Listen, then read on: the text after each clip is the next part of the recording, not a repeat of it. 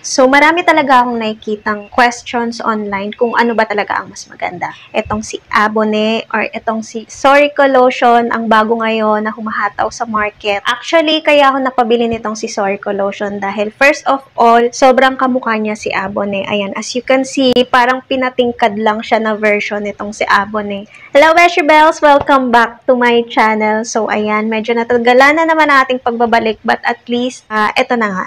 Yung ating final verdict dito kay Sorico Lotion. So, for the past month, ayan, na-try ko ang mga products ni Sorico. Actually, meron pa siyang ibang products. But, alam nyo naman ako na talagang sobrang favorite ko talaga ang sabon at lotion. So, ayan, basically, makikita nyo naman na talagang malaki yung similarities nila pagdating, lalo na sa packaging. Maging direct to the point na tayo na pagdating sa consistency, may kaibahan sila doon na sa pinakang content. Pareho silang malaki yung capacity na makapagpaganda talaga ng skin. So, magiging depende na lang kung ano ba talaga ang gusto nyo, ang target nyo sa skin nyo. Kasi at the end of the day, yun pa ring skin concern ang dapat na pinagbabasehan nyo kung ano ang dapat nyong piliing products. So, for me, si Abone is super moisturizing niya. While itong si Sorico Lotion is more on whitening talaga siya. Yung pagka-moisturizing niya, okay naman.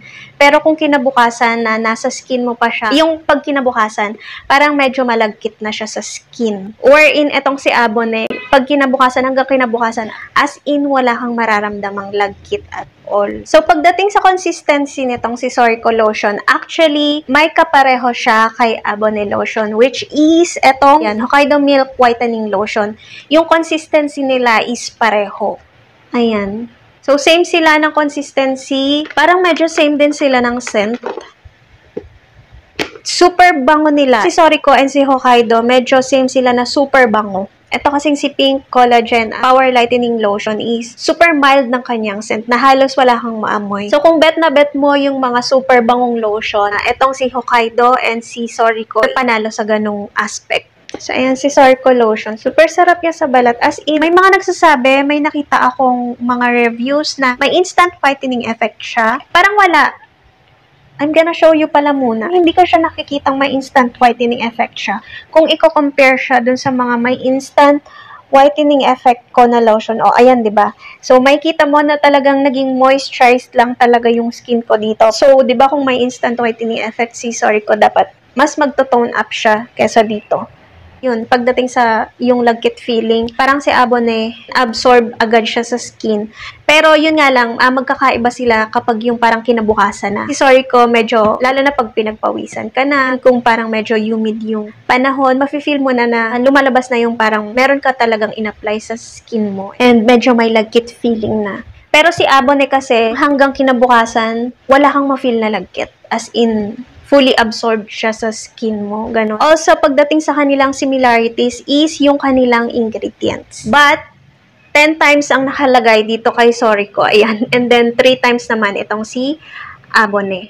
Ang kinapanalo ni Sorico dito, I think, yung kanyang pinakang malaking advantage compared kay Abone Lotions, yung kanyang UV protection. Ayan, yung nasa na. Yun yung malaking selling point ni Sorico. Whitening lotion siya na may UV protection. So, parang may sunblock ka na rin. Meron din namang UV protection na nakalagay dito kay Abone Power Lightening and also with Hokkaido. Ayan.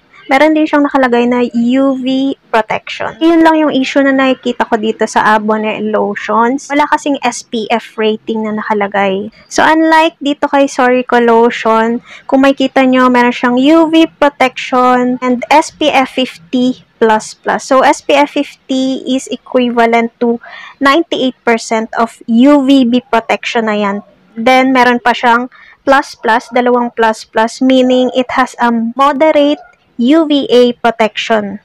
By the way, parang hindi ko nabanggit kanina. Si Abone Lotion kasi, sobrang daling i-apply sa skin kasi parang medyo may pagka-watery yung kanyang consistency. While si Sorico Lotion is may medyo thick yung kanyang consistency. Just like itong si Hokkaido. And parang si Tomato Whitening Lotion ni Abone. So, sila pare-pareho ng consistency. Personally, ako kung papipiliin ako, kasi yun nga, medyo drying na talaga yung skin ko paglabas ko sa banyo. Dahil mahilig talaga ako sa mga whitening soaps. Expected na kapag whitening soaps ang mga ginagamit mo, paglabas mo sa banyo, kailangan talaga may moisturizing lotion ka agad kasi medyo drying talaga ang mga whitening soap. So, of course, gusto ko sa lotion ko yung super moisturizing na. Kaya talagang lagi akong bumabalik-balik dito kay Abone Collagen Power Lightening Lotion. Kasi may something talaga dito na parang match sa skin ko, sa aking dry skin. Ewan ko, every time na ito kasi talaga yung gamit ko, lalo na pag kino-combine ko sa mga kojic acid soaps, parang yun talaga yung naging perfect combo eh. Pagdating sa skin ko ha, of course, hindi ko sinasabi na gayahin nyo yun, na magiging ganun din yung effect sa inyo. Kasi,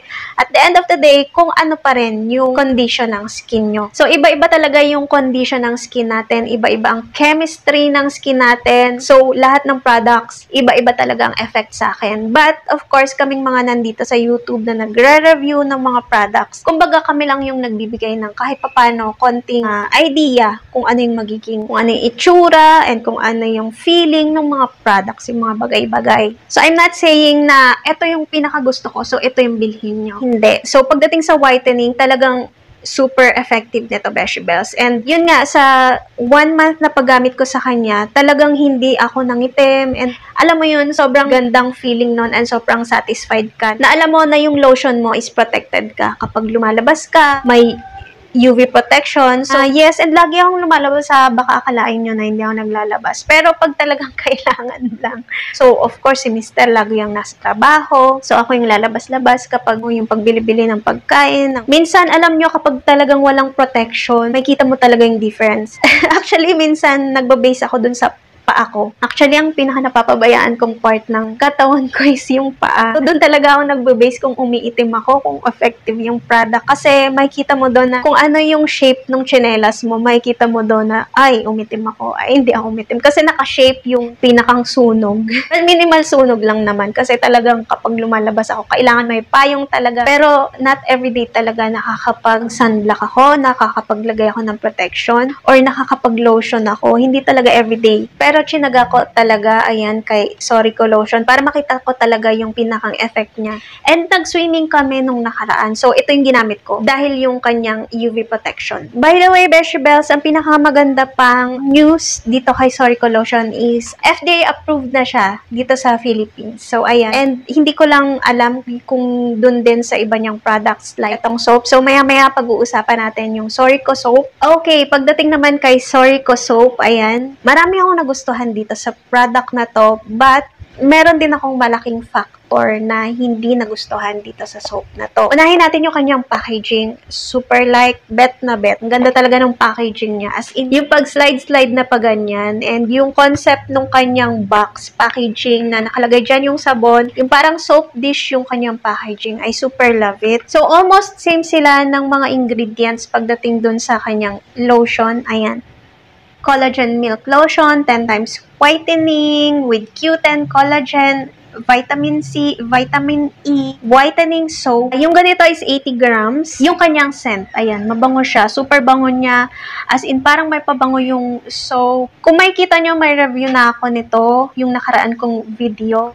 Kung gusto nyo pang makita yung ibang aspect ng soap nito, andun lahat. Talagang nakakalinis naman siya ng skin. Nagagawa naman niya yung purpose ng isang soap. Pumunta na tayo dun sa kanyang, hindi ko masyadong nagustuhan, yung lathering effect. May ganun ba? Yun. Ayoko yun. Hindi ko masyadong nagustuhan yung kanyang pag sinasabon ko na siya sa aking skin.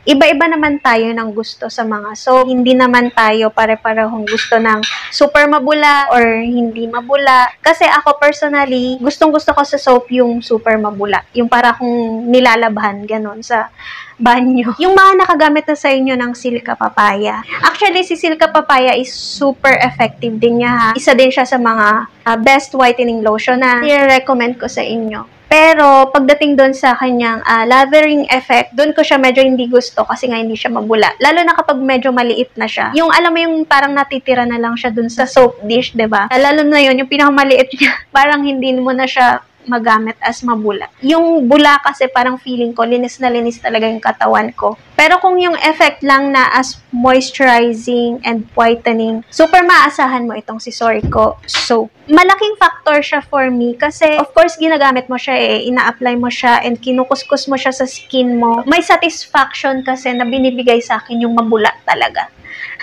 Depende na lang sa inyo, Beshiebells, kung gusto nyo ng sobrang mabula, katulad ko. Hindi masyadong para sa inyo itong si Sorico soap, but kung okay sa inyo yung super moisturizing, super mabango, so yun, maaasahan mo talaga siya doon. But I think kung maghapon kayo sa aircon, and sobrang hindi kayo pawisin, I think magugustuhan nyo to. Pagdating naman sa price, I think okay na siya sa price niya, considering yung kanyang packaging, and yung kanyang effect, and yung kanyang ingredients ang gaganda ng ingredients nito. So, super worth it na yung product na to. 100 plus. Okay na yon. Kung ano yung papipiliin nyo ako, kung ano yung worth buying, and kung ano yung ipopurchase ko ulit, mas babalik-balikan ko itong si lotion. Malaki talaga yung similarities nila ni Abone. Lalo na meron siyang UV protection. Kung gusto ko ng UV protection na version ni Hokkaido, I'll go with Sorico lotion. So, I will definitely buy this again kasi maganda talaga siya. So, kung i-consider nyo lang yung mga pointers na sinabi ko sa inyo, actually,